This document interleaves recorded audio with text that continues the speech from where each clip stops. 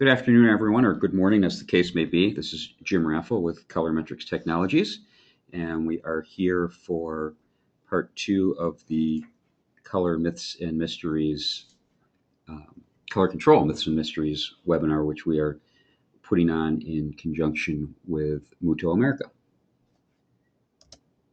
Oh, we got a couple technical issues here. There we go. Again, I'm Jim Raffel. I'm the CEO of ColorMetrix Technologies. We've been in the color verification and process control software business for about 18 years. And I'm joined today by... My name is Shelby Sapusik. I'm the project manager of ColorMetrix, and I've been with the company for about 3 years. Before that, I spent 17 years in the newspaper industry doing production, press runs, and color and quality control.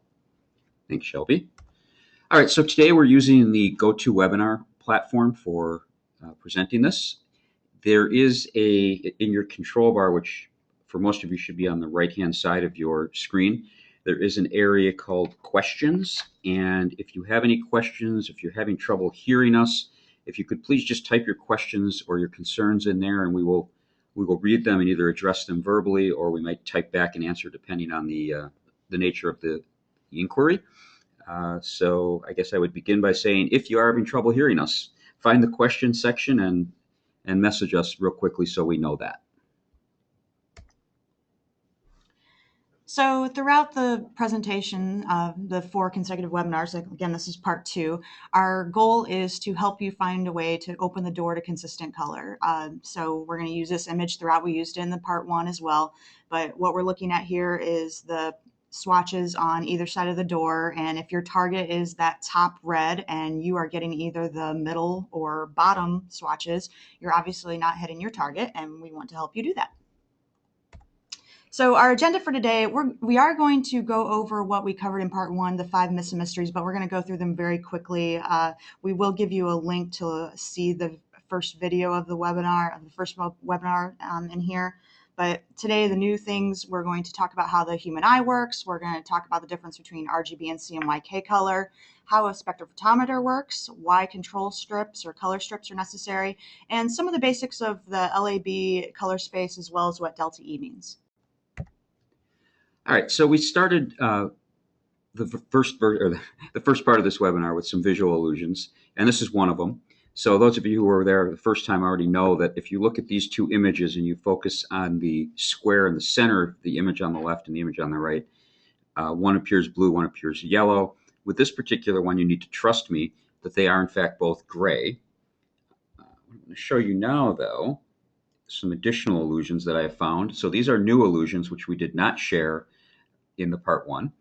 In the image on the left, we're going to originally focus on the squares that appear to be blue, or they should on your screen, versus the ones on the right that appear to be, I believe, yellow, right? So there's several yellow tiles, whatever you want to refer to them as, in this image, and there's several blue ones over here.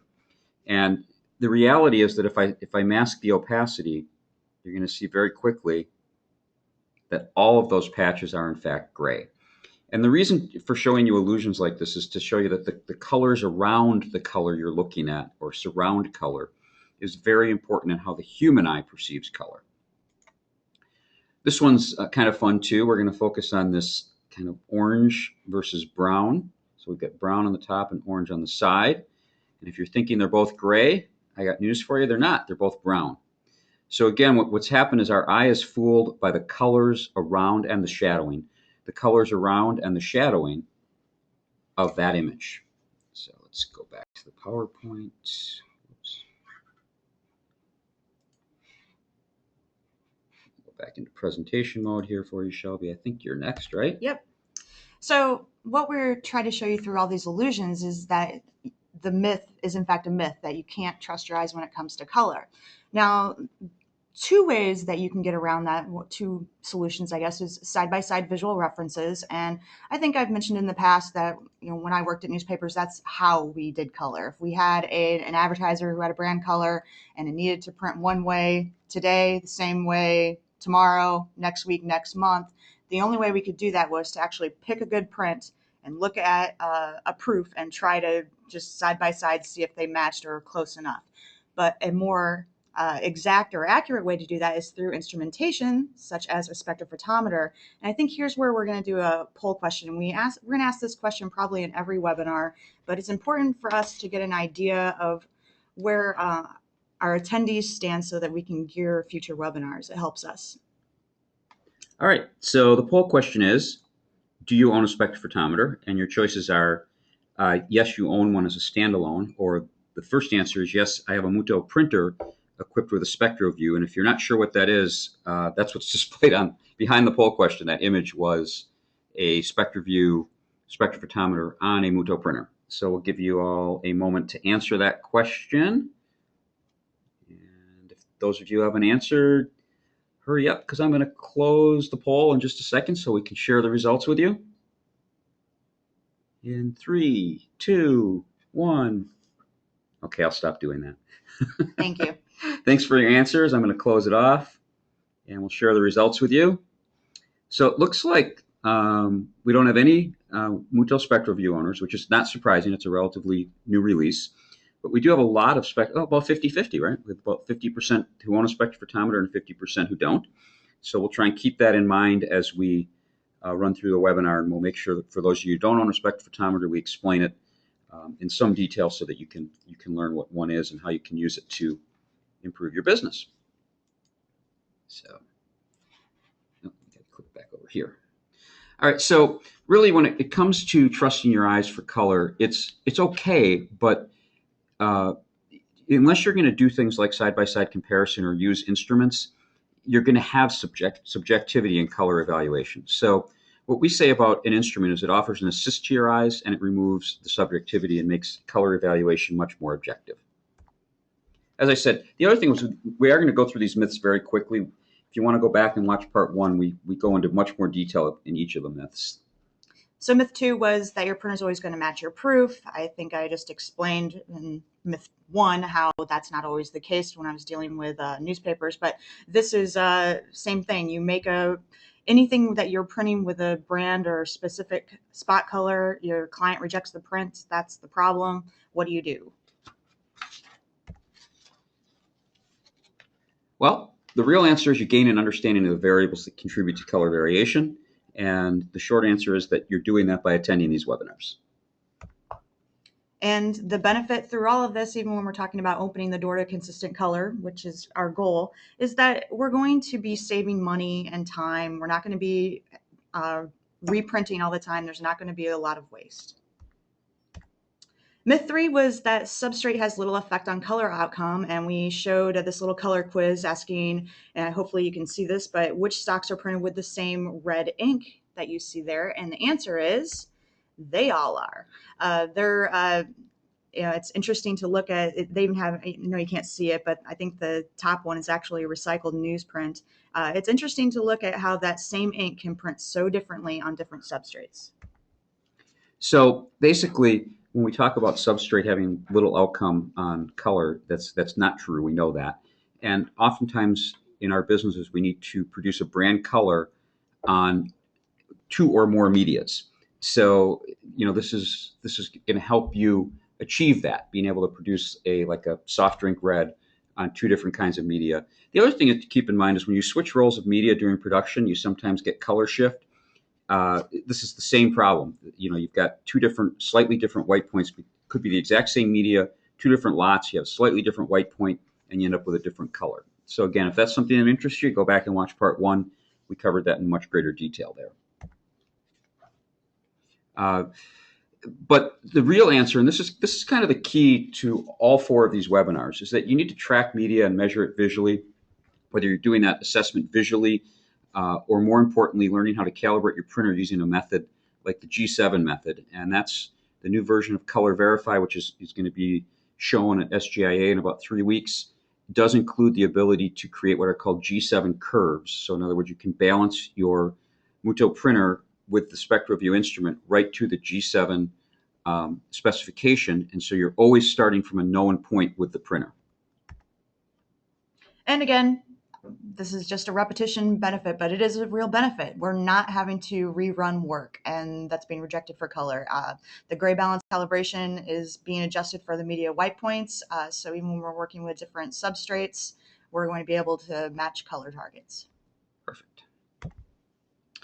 One of the other things you do have to keep an eye out for with Myth 4 is that the lighting conditions, and we saw that in the optical illusion at the beginning, how the shadowing helped change the color. Well, so can the source of light. In other words, we're sitting in an office here that has what we call office fluorescent lighting. But we have, in this example in front of you, there's three different kinds of lighting represented. And just focus on the little image down below of the three women. That's actually the same woman. That's the exact same print. All that's been different is the illumination of those three prints. One is from the left. One is illuminated with what we call store light, so commercial fluorescent. One is illuminated with what we call daylight. If you do have a color booth in your shop, that's what you're going to see there. And the third one is your home incandescent lighting. And you can see how the exact same print illuminated with those three different light sources looks entirely different. One of the things you can do is you can work with your media and your ink suppliers to try and minimize those differences under different lighting conditions.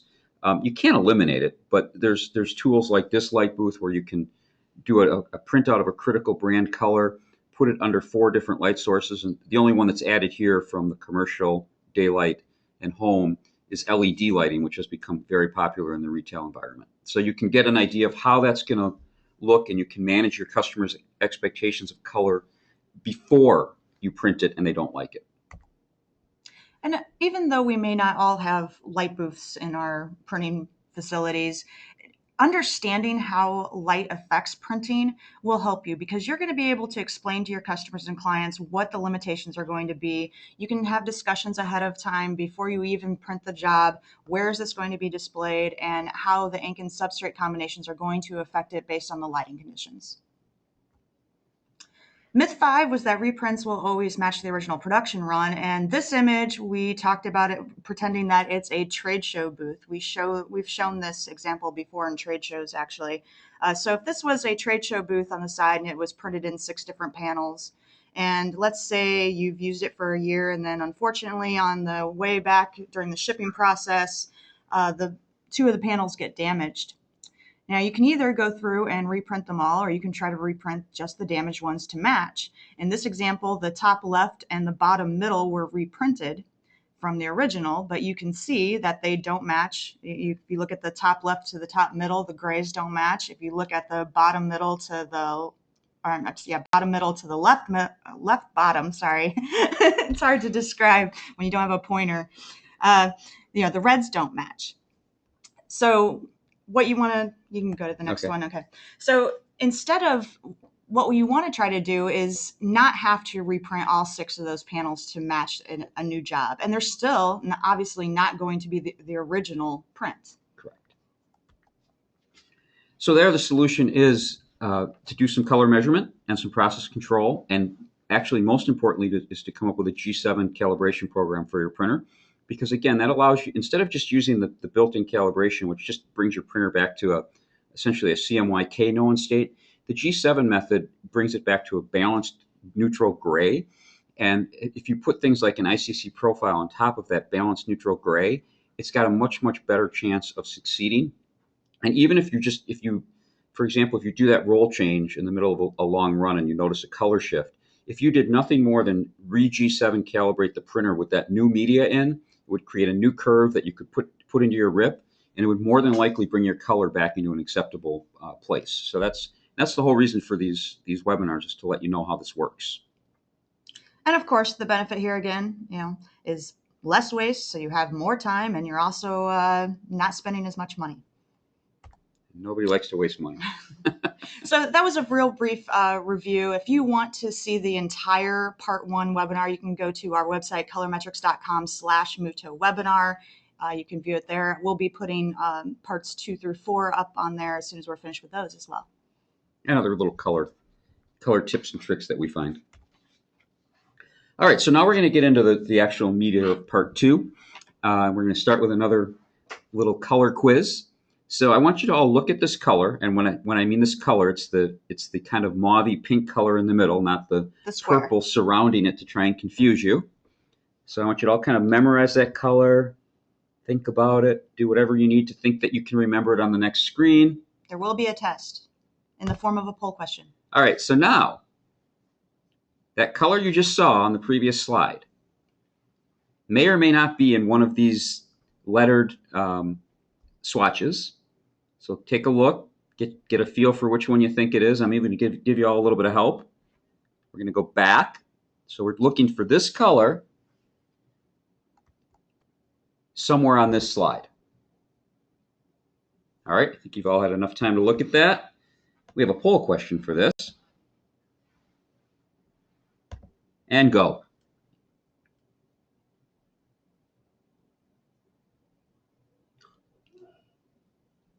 Oh, only, okay. I'm starting to think some people have seen this before. Well, at least you didn't hover your mouse over the right one this time. We went through this one time and Jim hovered his mouse and said, which one is it? And then was shocked when 100% of people got it right. All right, I think most of you have answered. So either you guys have seen this before or you guys are all really good at color. The vast majority of you obviously got this right. It is C. And actually, let me close that. Come back over here. So yeah, you can see that the vast majority of you did get that right. Good job. So we talked a little bit in the first part of the webinar about how light affects how we perceive color. While the human eye can be our best color comparison tool, depending on shadows and the way that light, whether it be sunlight or the light in your office or in a store, hits objects, makes color relate to you differently. So you can see that the angle of where these objects are placed in relation to the sun, actually, hopefully you can see that the green box to the right has a little bit more blue in it than the one to the left. So yeah, you've got things like shadows, you've got things like the angle that you're looking at it too is important. And I mention that because here's what the human eye looks like. So up here is this is the front of your eye, and then light enters your eye and it goes back and it hits what's called the retina. And on the retina, you've got a combination of things called rods and cones. Rods are what you see detail with. So rods are essentially grayscale. Cones are what you see color with. And there's three kinds of cones, and obviously red, green, and blue. So those, though, are concentrated in an area of the eye called the fovea. And you can see that the fovea is pretty much straight on from the front of your eye. So if you're not looking at color straight on, you're not seeing it with your best color perception. So this is why light booths are built the way they are. So you're supposed to stand right in front of them. You're supposed to look straight down at the print and then straight up at the proof. And it's because you need to make sure that you're using the maximum amount of your fovea, especially if you're looking at color. And we all know that really our eyes are not perfect. We do have some frailties. We get fatigued, our memory. Some of us have color blindness. If we're older men like Jim, sometimes it's hard to see yellow, viewing conditions, so on and so forth. But there are many reasons why we can't always trust our eyes, especially as we get older. Did you call me old? I did. Wow. Women do, in fact, see color better. We don't have it in this presentation, but almost no women are colorblind, and as much as 10% of the male population is colorblind. So there's a good chance that a woman who says she's seeing color better than you probably is. So what is in fact color, though? Color it's a visual sensation, and it requires three things. It requires a light source. So if you're standing outside, the light source is the sun. If you're standing inside, it's probably the lights overhead. It requires an object or something that you're looking at. And then, of course, it requires a viewer. And in most cases, we think of the viewer as human. But a viewer could also be an instrument. And we're going to talk about that in some upcoming slides. And it's also important to know that white light is made up of many different colors. You've probably all seen a prism. So if you take a prism and you let the sun shine in it, you get a rainbow out. Well, that should prove to you that what we think of as white light is actually made up of red, green, blue, yellow, and all the colors of the rainbow. So if we talk about additive color theory, we're talking about RGB. And if we think back to the old days of television, it's still somewhat true, but if we think back to the old days of television when they had a red, green, and a blue, what they called gun in the back of them, if you basically fired each gun individually, like they're showing here, the red, the green, and the blue, you got red, green, and blue. If you fired them all together, you got something approximating white. And again, if you fired the red and the green, you got yellow. And if you fired the blue and the red, you got magenta. And if you fired the blue and the green, you get cyan. So essentially what we do is we start with a black screen. Think about a TV. We start with a black screen, and we add wavelengths to form light. So this is essentially how monitors create color, scanners, video, all of those types of devices. And it's pretty much exactly the opposite when we're talking about print. So these are the subtractive primary colors, CMYK, to equal black. So instead of starting with black, we start with white, and then we subtract the wavelengths instead of add them to form the black. And this is typically printing on paper. And because you've probably all tried this, if we combine CM and Y, you can even see it here. You don't really get, well, here it looks sort of black, but you normally get like a muddy brown. So the reason that your printer has a black cartridge is because black is much more easily produced with its own ink. So when we're talking about color theory, we kind of create this color wheel. I'm sure some of you, or if not most of you, have seen this before. But magenta plus yellow will equal red, cyan plus magenta will equal blue, and then we have our color complements, red to cyan and blue to yellow.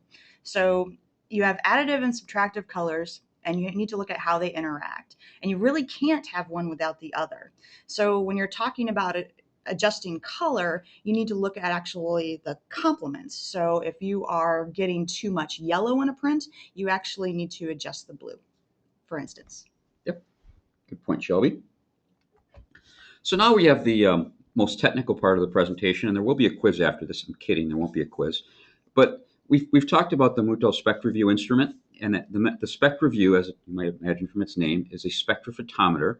And the way that a spectrophotometer works, if you start thinking back through all this theory that we've already covered, well, look at this. There's a light source, and it goes through a lens and a filter and things like that for a variety of reasons. There's an object, which it illuminates. That light reflects off of the object, goes back through some lenses and some filters, and it goes to something called a receiver. This could be, if you was a human being, this would be your eye. In the case of an instrument, it's some kind of a photoreceptor. Goes through a computer, and it gives you a number. That's all a spectrophotometer is. It essentially simulates the way that you see color, the way that you see light. And one example of that is the SpectraView, which we're showing here again. The SpectraView is actually, this is the print head of a Mutoh. This is the actual print head. And the SpectraView essentially attaches on, it's removable, right onto the print head. So you essentially print a control strip on the printer, you stop the printer, you put the instrument in, and then it goes back and it takes measurements right after it's printed, attached right to the print head. So this is an example of collecting your color data with an instrument that's appropriate to the task. I think we have a poll question. We do have okay. A poll question so here. But this is an example of a control strip, which might explain our logo. But this is an example of a control strip that you may or may not have seen on color proofs that are submitted to you. You may have actually printed these yourselves. So take a look at that, see if that looks familiar to you, because that's going to apply to the next poll question. And our poll question here is, do you use color bars for color verification? This one's real easy. It's just yes, no. No trick questions. I'm going to give you guys just a few more moments. It looks like most of you have already answered. I know there's a couple of you that haven't. Come on, let's get 100% response. Maybe not.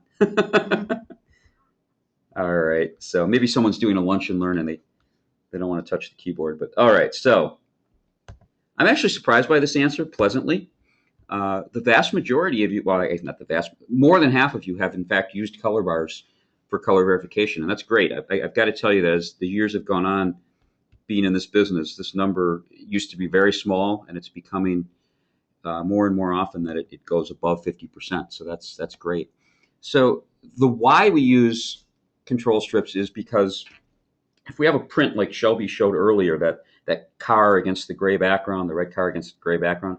There's not much in there that I can take an instrument and measure, because those are all grayscaled areas, and there's no real solids, there's no real pure overprints. And in order to determine what that printer is doing and if it's repeatable, we need something like a control strip like this one. This is an isobar. This is actually a version of this control strip is what we will print with the new version of ColorVerify. We'll be demonstrating at SGIA. And then we can measure this, and by measuring a bar like this, we can tell things about the color health of a printer. Is it producing color the same as it was when we set it up months ago? So we have another poll question with this one, but we're going to start to describe color with LAB color space. But we do have. You want to ask a question first? Yeah, Okay. let's do that, and just so we know how descriptive thing. we need to be. So there's your poll question. It's launched, and it's: are you familiar with the L star, A star, or LAB color space?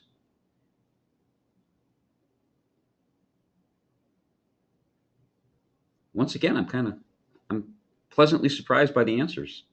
All right, it looks to me like all of you who are going to answer have answered. We have a very attentive audience. Normally it takes a lot longer to get these poll questions closed.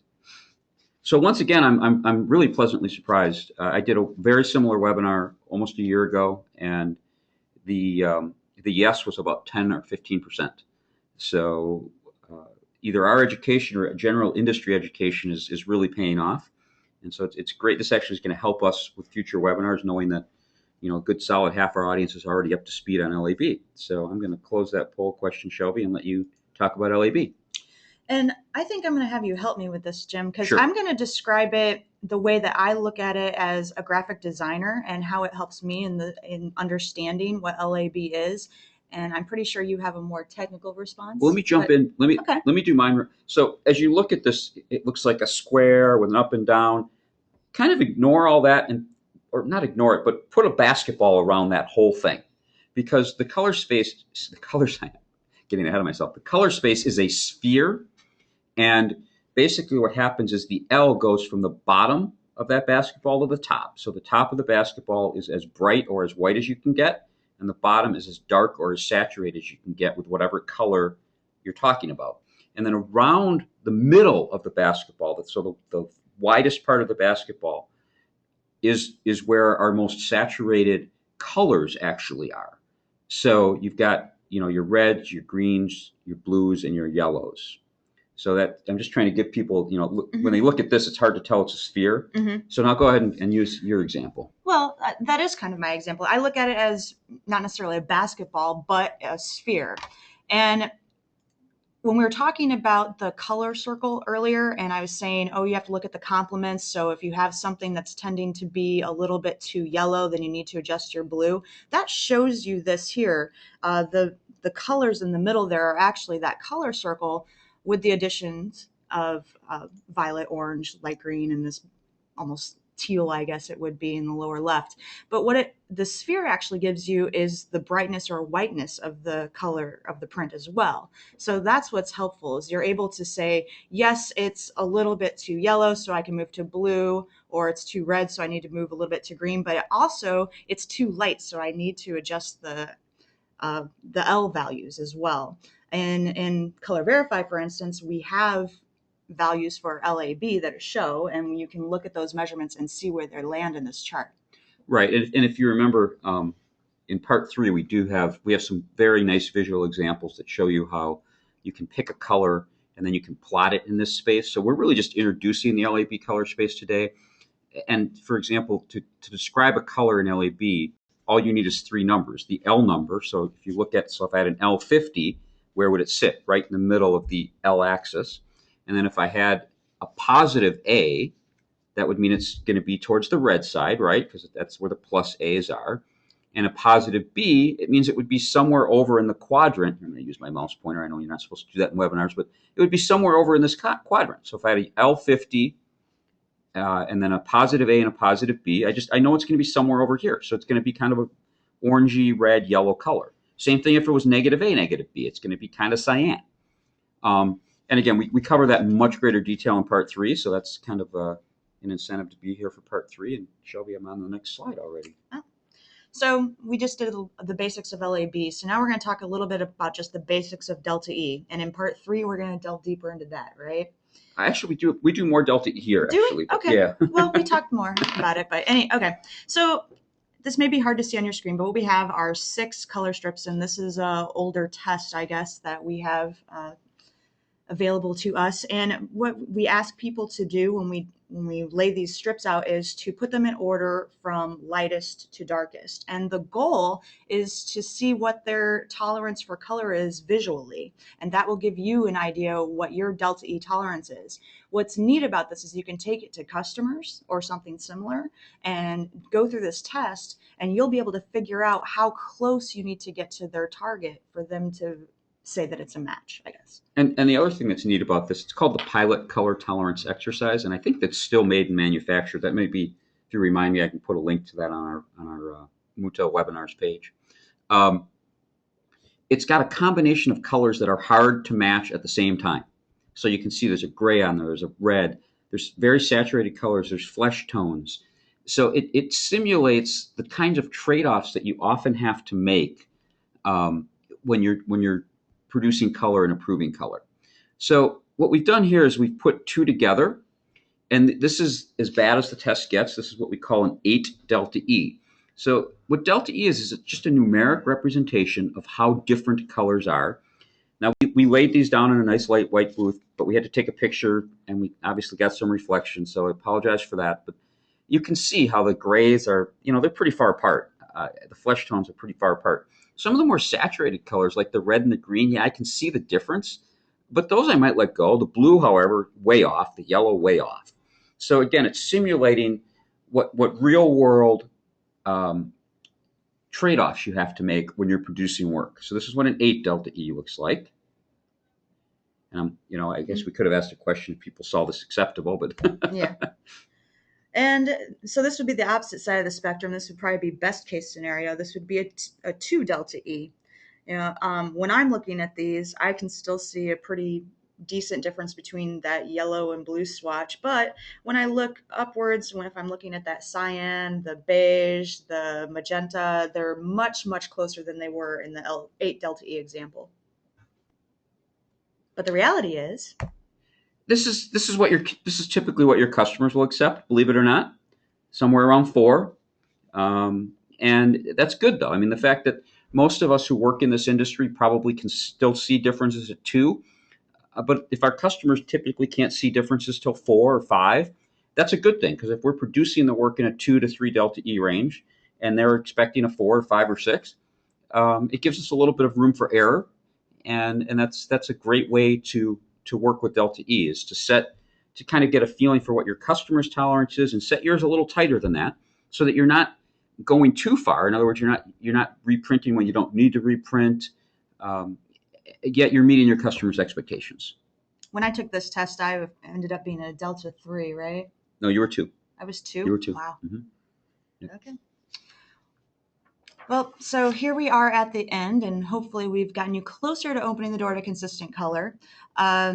We are going to be doing part 3 next week. But we will be taking questions right now too. Yeah. So basically, we'd like you to learn more about utilizing ColorVerify for color verification and process control, and that obviously requires a Mutoh printer and a SpectraView.